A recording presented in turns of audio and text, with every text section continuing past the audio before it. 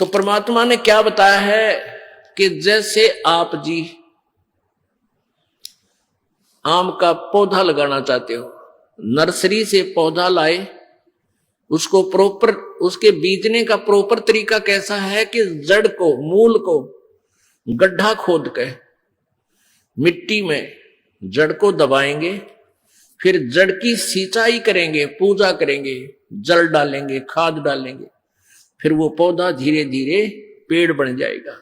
तो टहनियों के फल लगेंगे, उस आम के पेड़ की टहनियों को फल लगेंगे। तो जैसे अक्षर पुरुष एक पेड़ है, निरंजन वा की डार, और तीनों देवा शाखा है ये पात्र संसार। अब जड़ की पूजा करने से, मूल मालिक पूर्ण परमात्मा को इष्ट मानकर भक्ति करने से आपके शुभ संस्कार बनेंगे, आपकी भक्ति रूपी पौधा बड़ा होगा, और आम का पौधा यानी भक्ति रूपी पौधा जब बड़ा होगा, आपके शुभ संस्कार बनकर ब्रह्मा विष्णु महेश के पास जाएंगे। ये तीनों देवता फिर आपको बिना मांगे आपका संस्कार घर बैठे देकर जाओगे। अब परमात्मा यही बताना चाहते कि तुम इस अध्यात्म ज्ञान से परिचित नहीं हो, इसलिए लड़ पड़ते हो। अब क्या बताते हैं परमात्मा, ये देखिएगा, एक भक्ति रूपी पौधा आम का कैसे बीजना चाहिए। ये है सीधा बीजा हुआ भक्ति रूपी पौधा, यानी शास्त्र अनुकूल साधना।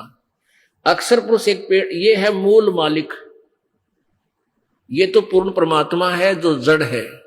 ये पौधा हमने गमले में लगा रखा है, दिखा रखा है, समझो ये मिट्टी में है, गड्ढा बना रखा हो, तो इसकी मूल की पूजा करेंगे, जड़ की सिंचाई करेंगे। आहार तना में गया, तना से डार में, यानी ज्योति निरंजन ब्रह्म में, और ब्रह्म से फिर ये तीनों शाखाओं में, फिर यहाँ तीनों शाखाओं में रजगुण ब्रह्मा, सदगुण विष्णु, तमगुण शिव जी में। फिर ये जो बड़ा पेड़ हो जाएगा तो इन टहनियां का फल लगेंगे।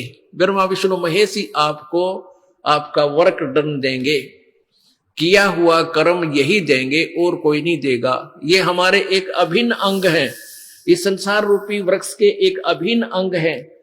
ऐसा कौन मूर्ख होगा जो ये कहेगा कि टहनियों को काट कर फेंक दो? नहीं, केवल दास इतना कहता है, परमेश्वर कबीर जी ने बताया है कि एक साध्य सब सदै और सब साध्य सब जावे, माली सींचे मूल को वो फले फुले गावे। अब देखो, इस जड़ के साधने से, एक ही के साधने से, एक के साध्य,